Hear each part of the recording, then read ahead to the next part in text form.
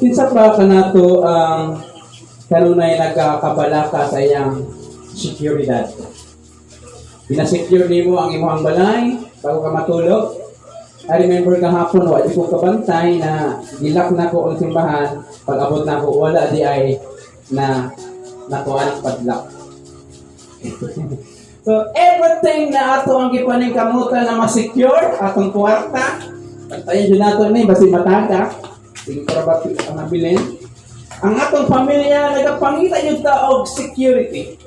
Bisan pa sa atong future, na narbaho ta, hala, bunta, gabi, usahay, 3 hours na lang at tulog, muna mga na ang depression. Then, may tagod na, na insomnia na, kaya tungod sa, kaya huna-huna sa ilahang mga problema, huna-huna, that only God can give the true solution. Now, atong mensahe nagaingon, experiencing a secure mind. Imong mind ba, ang imong utok ba, secure ba na?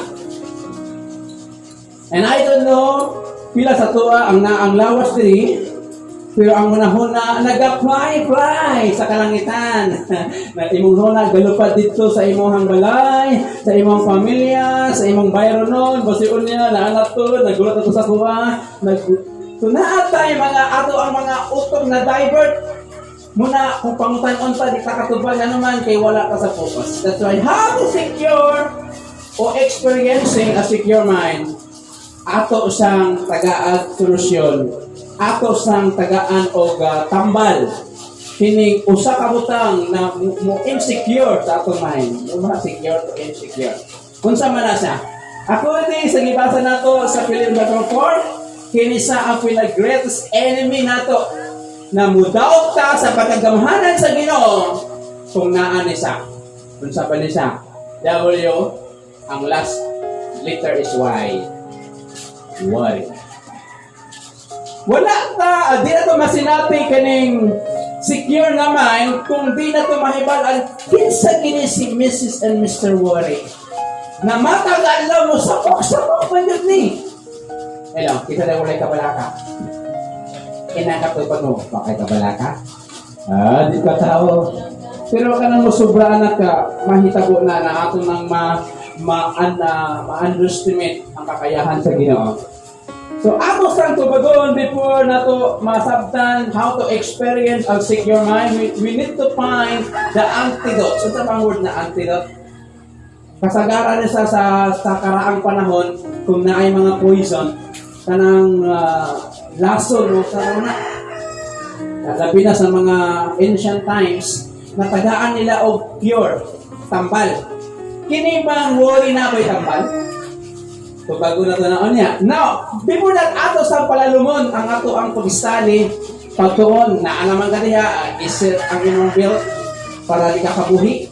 Okay? Sa pungi mong galunggal, basig na yung mga kritika sa palibot, inay mong katupad, ayaw ko sa muka, mamatik dito, di ka pa na, video, di kabuhi ko sa akong kapalaka.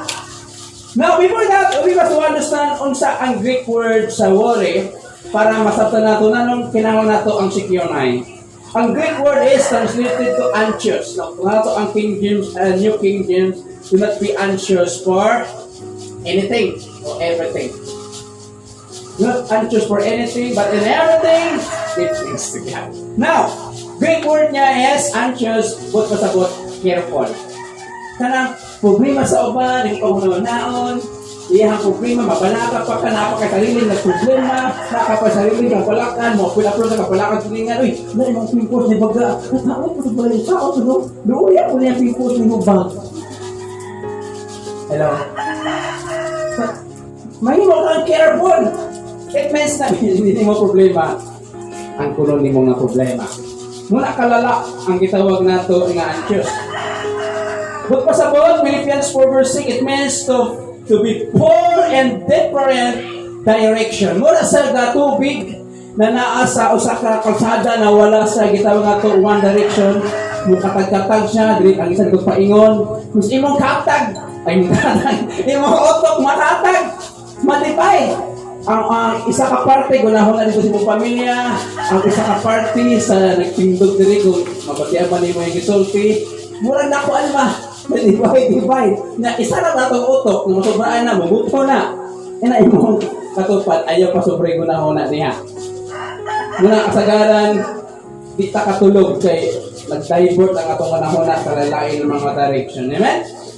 So ang gitawag nato na Old English sa maong gitawag nato na worry is to strangle. Strangle. Nang tuokon. Kung mapalaka ka, ginasuok ni mo dito kayo na diba? Kung tayo mong feeling ka ng tuokon ka, na ikaw ang motuokon yun. Na naman, grabe mo kapalaka! Sa utang, sa viral sa masakit to, sa imong pamilya, sa imong anak, sa imong apo, tawag ito, nagsakit ko, masakit mo ko, mana ka tayo, mana ako viral na wala may palit o bugas, wala may palit o gata, wala may palit o kape. Sananalan! Nagituok na ka, saan ang manilan? Hello? Kung mag-worry ka, ituok mo imong kagalingan. If you have ever really worry, you know how does it strangle a person. Sa panahon na grabe mong kabalaka, imo nang dituok imong kaugalingan. Now, naasay physical consequences. Basinaan na si Moron. Number 1 na physical consequences sa grabe mga kabalaka, grabe ang gituok ni mo kaugalingon, di na kang ginhawa. Number 1, headaches. Sakit ang ulo. Resulta na si mga kabalaka. Number 2, the worst time headaches, neck pain. High blood, naguro ka.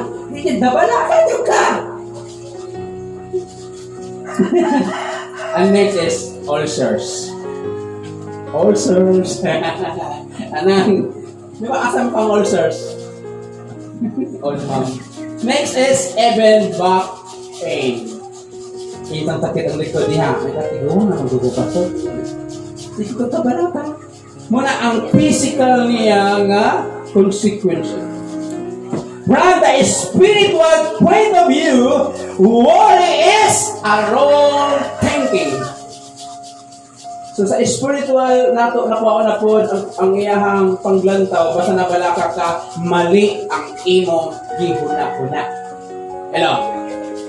Nagsakit lang ka nilaban lang ka maimong ulo nagunahuna na ka ugma di nakakabakot. Hello. Naalang kay pimples dito po sa imong likod, huna-huna ni mo at cheese na ni. Patay na ko ani. Hello! Kinsa nakaagyan na. Sakit man kayo ako, naunsa naman akong nalang, may buti-buti man diri, suspiksa na diyan. Wrong thinking. Next, wrong feeling. The heart. Napil na ako, mupo ng tanaw sa kuha. Apil na ako, nakaminos siya. Apil na ako, murasag na kakuan na. Di ba? Kaya na. That is resulta sa imong worry. Wala pa gali naka-sure na maudito iyahang isulti, imong feeling, wala na. Gauna-una na. Worry is a greatest tip of joy. Pinakakawatan yun sa imong kalipay. Kanang kabalaka. Worry is an inside job and it takes more than good intention to get the victory. So mauna sa trabaho sa sulod sa imong kasi kinabuhi na mukuha sa kadaugan nagihatag sa Ginoo sa imo.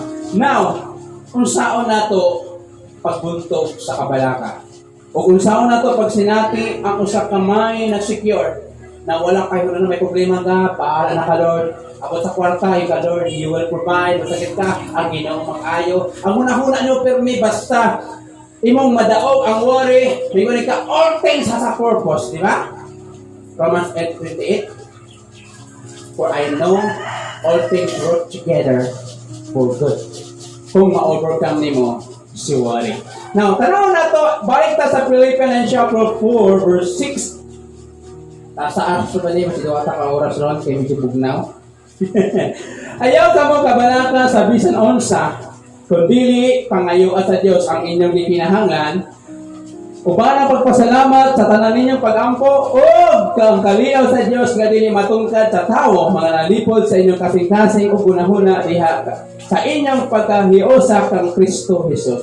Unsa may hinungdan na usahay musakit atong ulo, musakit ang ato ang liog, mapasmuta, sakit ato ang likod tungod kay ang pagkabalaka sa bisan unsa.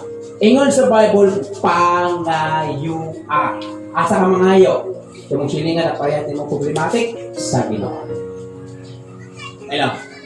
Ako, every time na nakapoy panginanglan, muduol Lord, tinangan nila ko. After that, wala na. Matingala ka, pwede rin mo, hindi pangayo na ako. 2 years ago, 1 years ago. Na naman, ibo na-exercise eh. Na kung nakay problema, damok na sa Ginoo. Number 1, how to experiencing the secure mind. Dapat na apply right praying. Ay, ana, dahil na, abin ako, ampo, okay na. Parang na mukhaon ka, hungit na, okay na ba na? Dapat, maginagog ka, basi patay kutsara. Hello? Are you there? Si Pablo, gigamit niya ang nagkalalaing nga words to describe the right praying. Kung saan niya pag-describe kining right praying para naatay secure na mind, para tagaan na tambal kining si kabalaka, dapat una naasay mga tikang. First is adoration. Kung saan ang adoration? Kinsa pa sa inyo ha pag mangayo direct to the point? Wala na'y likpan ba, mura ka parabula, mura illustration. Hello. Agi pagkala, ay kanindot sila yung panong muna. Nakikwarta diya. Wala pa kabantay. Wala usahay. Matingala lang ka. Makita niya mo niya. Wala. Kay kabalungan sa pag makita ka. Dahil wala makikwarta diya. Wala na siya ako. So sa pagpangayo sa Ginoo, naakay unang natikang first adoration. On sa maling adoration, we must see the greatness of the majesty of God. That is adoration. Mag-pray ka, tanawin mo, kinsa mo ka-istorya. Kinsa mo istoryahan. May mga tao na mga professional. Dapat kabulutod ka, we approach by professional way. And ako yung mga kilala na vision na mga high ranking na mga tao, mura kong binukit ang pag-approach. So, we see that God is a majesty. We must naatay tama nga pag-approach sa Ginoo. We must see the majesty of God. Kani ba ako ang pangayuan? Makahatag ko ni sa tinitinahanglan. That is adoration. Makita niyo mo na ang Diyos gamana dapat muduol ka na walay pagduduwa. Muduol ka na naay respeto. Amen? We must realize that He is big enough to solve our problem. Kung sa pakada ko yung problema. Hello? Kaya mo ato ba ka sa tao na namasin ka na makatapang? Pag-unahon na baka makatapang ka, hani? Napariyo po rin sa kuha problematic. Tami ka na.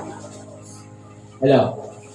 Muduol ka sa tao, kinakahibalo ka, nakabatik ka na, ano kadawat ka hapon?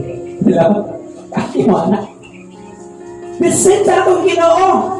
Na pag mo ampot, nakabalo kita na mo, tupak siya. Kana na kung wala ka kabalo sa iyang giingon. Sa ingon na sa Jeremiah 33, call unto me and kung sa ingon niya, wala kabalo, I will answer you. Hello? We must realize that He is big enough. Next, He ought to approach His throne calmly and deepest reverence. Nagadepende ang atong approach sa tao. Depende sa iyang status sa kinabuhi. Kapalutan na kayo sa sikonsihan. Tapos kapalut sa mo istorya na. Kaya ba? Kalma lang. Di ba, no? Hello? The same. Nagpakita na sa imong adoration mo na right praying. Next, na gitawag nato na step sa prayer is supplication. It is an awareness of our needs and problem. Ayaw i-generalize ang imong prayer. I-specific. Lord, ikaw na bahala sa akong problema. Huwag ka po nasulbad kay Lord, akong problema, kailangan akong mag-ulit sa gatos, sa kamilyon, sa kalibo. I-specific yung prayer.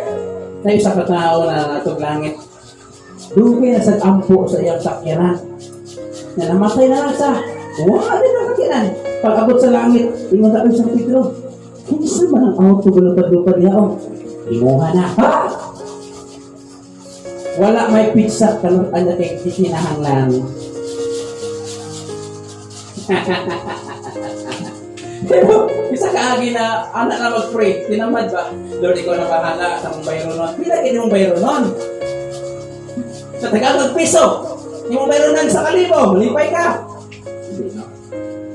Kasi na mag-upload ka sa tao, dapat specific ang amount na kinahanglan mo. Kung sa yun ang imong problema, kung sa yun mong need. The same, mga tawag na right praying, supplication is the awareness of our needs and problem. Amen? And next, ang right praying is give thanks to God. Kisa makabantay, in the moment when I pray, I always say, thank you, Lord. Because I see God will answer the prayer. That's why ang give thanks nagpapakita na nakay-pray. Amen? Wala pa ni mo na dawat, nagpasalamat pa ka. Nagpasalamat na ka. When Jesus, higunitan niya ang 5 loaves of bread, nagpasalamat siya. Higumitan niya din after sa pasalamat, nagdaghan. So, nagpakita na sa na nakapay pagtuo sa imuang giampuan ng mutubag. Amen? So, di-remind ta, para gusto na ito ma-experience ang pagagamanan sa Ginoo, dapat na tayo tamang nga pag-ampo. Una, tanawa kin sa imong kaistorya. Atong liga kaistorya ang Diyos na kaya niya isulba doon ang imong problema. Ikaduha, kapag ampo nato, dapat specific nimo ang imuhang gikinahanglan sa Ginoo. Mao ni Lord, inani inato. Then ayaw ka nimo, salamat po. Lord, thank you. Wala pa rin mo na dawat, thank you Lord. Kaya palakad pa, pero wala pa naabot ay mong ipangayo. Nagpasalamat na kagit. Period ni mo Lord, maura to. Hello. So, on saan may tapo pag naatay right praying? Ingon sa verse 7, O ang kalinaw sa Dios nga dili matungkad sa tawo manalipod sa imuhang kasing-kasing hunahuna o sa inyong pagkayausa kag Kristo. Ikaw na kada is adoration. It means makita nimo na ang Dios sa iyang pagka-Dios. Amen? Then, ikaduha na specific nimo, imo na voice out imo ang pagkinahanglan, imo nasulti na maud yun akong problema. Lord, mauni sa mo nga pizza, mauni nga tawo, mauni sila. Next, isang pasalamat po ka, mauni ang resulta sa verse 7. And the peace of God, ang kalinaw sa Diyos, magapanalipod, magaguard sa atong kasing-kasing o sa atong una-una. How many times na-experience yun ako in isa na verse? After I pray, ilidaw na ako sa Ginoo, Lord, imuha na mauni sa nga pizza, mauni kinangan ako, Lord, according to your will, salamat Ginoo. Then, wala lang damha, nadawat yun ang akong ginapangayo sa Ginoo. Remember that Paul was chained. Kuhaan siya. To a Roman soldiers guarded day and night. Hinamdamin na si Paul na nagsulat ni Ini na asa sa persuhan, ikadinahan, tuyo kay kaniadto manggot, by quarter na yun, upat na yun, na ang iyahang kamot, higot, kadina po sa kasundalo. Di ba ka-ekyas? Pero, di unsa niya ni. Natural dili, mali kaya as human, naapot sa mga kabalaka, pero di ko sa ipakita niya na ang kalinaw sa Diyos, manalipod na sa, basta makita nimo nagamhanan ng Diyos, nakailap ka, nakasabot ka, ikaduwa, specific nimo ang imong panginahanglan, o mapasalamaton ka, then usap pa mo abot ang kalinaw sa Diyos. Pantayan niya ka ng duwa kabutang na maoy mutuok sa imo na mga si kabalaka, imong hunahunaw kasing-kasing, kay nanuman, kay mauna ang iyang saad. Amen? Are you there? The peace of God is stand guard over the two areas of who create worry. Yung ano ganina, wrong feeling and wrong thinking, heart and mind. Amen? So, akong sabton, unsa ba na yung peace of God? Unsa pa ning kalinaw sa Dios? Nanong kinahanglan man ni na maatua para mugar tatong kasing-kasing humanta nakakita nagamahanan ng Dios, humanato gi specific nga atong need sa Ginoo, humanato nakapasalamat ta. Kini peace of God, wala ni kapasabot na walay pagsulay, absent from trial. Holy outside, but does not mean quiet confidence within, regardless the circumstances, people, or things. Kaagi na katugdag o kapukira. Kita na ba ang husay? Gusto na husay? Isa kaya agi husay? Fountain. Then sa husay na yung mga kahoy. Kita na ba kaglanggam na naghimog hugaran sa kakahoy na tuol sa husay? Kung imong panitan, lamay itulog niya, no? Saba kayo ang husay kung makatulog sa. That is called the peace of God. Ang imong gawas, nila nagkagulian na. Ang upan, wala na nakasabot sa ilang panginabuhan. Katanan mo sa ilaha. Pero deep inside na kay kalinaw. Muna ang peace of God.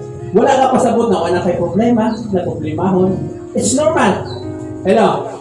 Pero kung makita, as I see kanina, kung nakailat praying, and I see it again and again, dapat makita ni mo na gamhanan ng akong Diyos. Hello? Ano yung ginahingon sa mga writers doon? Put God in the box. At least makita ni mo na kaya himuha ng tanan, then i-specific ni mo ang mga need, then mapasalamaton ka, the peace of God mo guard, then ang peace of God, wala nagpasabot na wala ka na problema. Sa outside, makita ni mo ang nagkagulian na mapangita ko, but the inside, you can able to see, yeah, He's God. Ilang kasi ka-experience na. Sa diyan nakapalo ka na makakita na gamhanan ni mong Diyos. Sa diyan imong specific imong mga need. Sa diyan mapasalamaton ka. Wala kasi mo. Ang uban mga katawhan maglabot sa ko kayo. Manhid ako. Tingnan ko. Wala man. Ay, totoo. Nangyayari ko. That is all. Ang sila man, nagkasilimuang na. Ako, wala lang. Alam, magitugyan naman ako. Hindi man ako nakayas. Ako bawal akong problema. Magkaya sa Ginoo. Ako pa doon, ambis na namin kaya akong musul. No! Kumanda na hatagan mo na! Wala'y bawi ay! Muna yun sa 1 Peter 5:7, casting all your cares upon Him, for He cares for you! Karoon ni Marcos, ito ba yung problema ni mo? Ayan na! Dapat right praying is the solution ang gitawag nato of worry. Namato sa ikaduha, kini, wala exempted ani. Verse 8. Sa katapusan mga igsoon, ang inyong hunahuna. Unsa man na pastor tubig? Punon man. Puna ang inyong hunahuna sa mga butang. Butang. Muna sa first maayo. Tanang magunahuna ka ba na maayo? Ay nung na dautan, discuss sa kanya, na masakit ka, magigda lang ka sa panig, magkamang ka lang ka na, hindi na makatapang sa imuha. Musamot ka discourage. Next is, mga angay daigon. Sa mga butang na matuod, tinuod, kung gingon sa Bible. Ano sa mga pagkakantuan, ay anak ko kinabuhi. Next, ligdong, mga hinlo, matarong, putli, matahom, o halangdon. So, unsa ba ang ikaduwa nga hinungdan nanong wala kay kalinaw kaunahon nanong cinta kabalaka kaya nga itong huna-huna payment mapatid sa Sunday School wala na to control naakadiri imong nahuna natagaw na naglupad-lupad na sing asa paingon so dili na makatapang sa itong mga igsoon so just rebuke anagot ikaw na pagpuyo ka na, agad kayo ka. You know? Right thinking. Peace involves the heart and the mind. Okay? Isaiah 26 verse 3, wrong thinking leads to the wrong feeling. Asa pa nagagikan ang mali nga pagbati? Di kan sa mali nga una-una. See? And before long the heart, the mind are pulled apart o muna hinundan na na-strangle ta na to okta pinagi sa kabalaka. Sa inyo mo na to, para naatay right thinking, para naatay secured mind, we must realize that thoughts are real and powerful. Do you remember sa mga karaan na programa sa FSBN na gitawag na knowledge is power. It means ginagamit ang ato ang mind. Pinaagi sa ato ang pag-control ni ini. So ako adud na hunahunahon na naig ako mga ato ang mga martial arts, di ba? As dahil ato sa kataas lang level, muna kita na yoga. Using the mind, concentration. Matingala lang ka pero di sa demonic ang nagapalayuan na nila. How about kita ng mga Christian? Why we have to use our mind by thinking that the God nag-alagharan na ko gamhanan. You just put your mind in the scripture, amen? When you are a problem, you just meditate the word of God in order na ma-absorb sa imong kalag, then mo resulta na sa imong physical ways na makita nila na malipayong ka. Na naman, imong ginasabdo ang imong hunahuna. Amen? Even though they cannot be seen, dili makita, matimbang, or ma-measure. So, importante kayo, we must to control ang atong hunahuna para dili ta malumos sa kabalaka. Amen? Naara ito hunahuna, hunahuna na nimo. Luis, tama na. Hunahuna na nimo. We must to, pilion na to, isilik na to, unsa ba ang atong ibutang diri sa hunahuna. Amen? Dapat we must pilion na to ang tama, pilion na to ang tinuod, sumala sa Bible, ang matarong o lihinlo. In order na dili ta mabuntog sa kabalaka. Kaya atong kinabuhi mo pura kayo. Meron mo ng 80 na dito sa kalibutan. Then sige ka buktok sa play, sige ka kusunod, madamay ang mga imong ihigugma sa palibot, matingalas na sa man siya. Oy, gamay pangutana, maning ka na naman. Dapi na kabalaka! Wala ka kabalo! Gaawas-awas sa kabalaka, anak! Muna ka matingala. Nanong, kapangutana ko lang kausap, sing ka na. Ano naman, ayaw disturbuhan kaya nagkanagin ako na. Review ka na lang. Isa ka kaya na napagutan mo na. Ano naman, muna mga tao na ang ilang panguna ko na tukok na kayo. We just surrender sa Ginoo. And finally, open in verse 9 in chapter 4. Ipakita sa buhat ang inyong nakatunan. Sabi na nakatunan. How many years na namate? Naabot tayo nakatunan? Kasi balik-balik na ito ang mga message. Kapitsa pa niya. Ipakita sa buhat ang inyong nakatunan. Nadawat. Hello? Napakay nadawat. Every time na makapamati ka sa Sunday School Ugwali. Next, nadungog. Unsa pa imong nadungog? Tama pa rin mo di paminawan? Hello? Next. O ang Diyos na nagahatag ka nato sa kalinaw magauban kaninyo. Una, paano ito masinapi ang usa ka secure na mind na wala kay kapalakan, dapat tama imong prayer. Pag sa itong prayer, tanawa, nagamana na imong yampuan. Ikaduha, specific ang imong ikinahanglan sa Ginoo. Ikatulo, magpasalamat ka. Ang saadan na, ang kalinaw sa Diyos, ang tingnan niya, ang imong unahon kasing-kasing. Ikaduha, dapat na kay tama nga unahon na. Kumula ang imong na, palit sa diri. Magkasinat, magsabot sa ta. Ano na ka?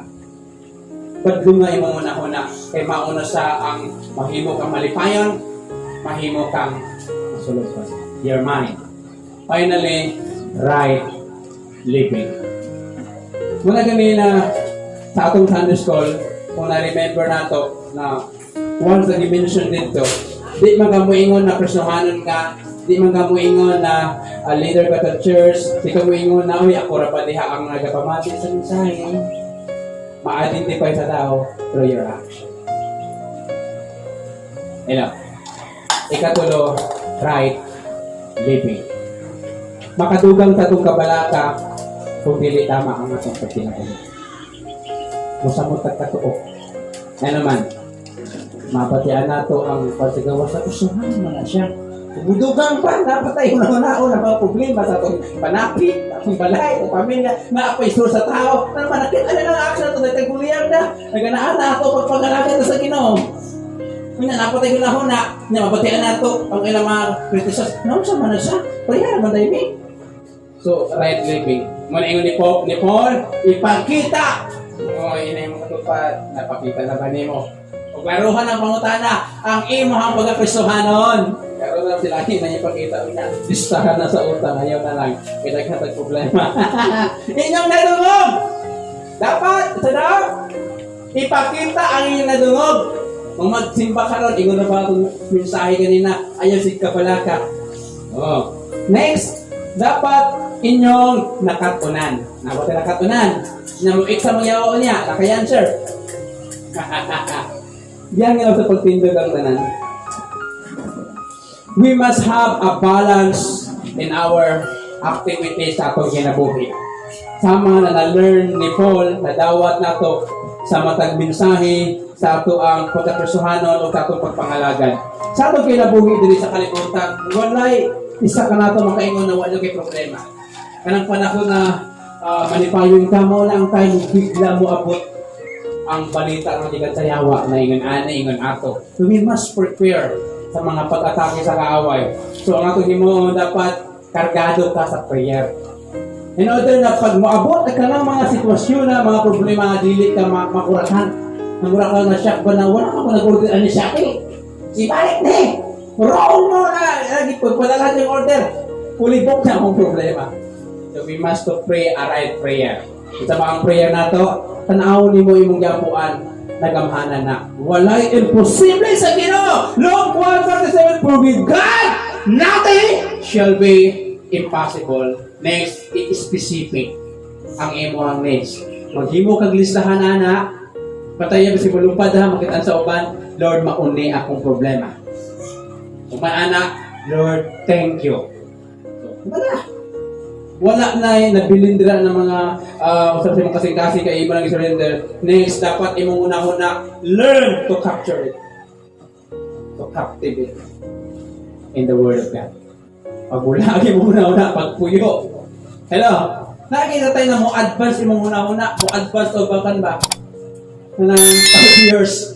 Wala pa nga ka na ako nang matiguhon ko. No? Ay, di ba? I experience na mukha ko ba ko na gawa ko yung anak ko na. Sa panay, oy! Paksin pa na ako! Manangali. Hello? Kung makaagi ka na, padlungan na, kaya muna makatagkabala ka. Next, ayuha ang imo kinabuhi. Gusto natin.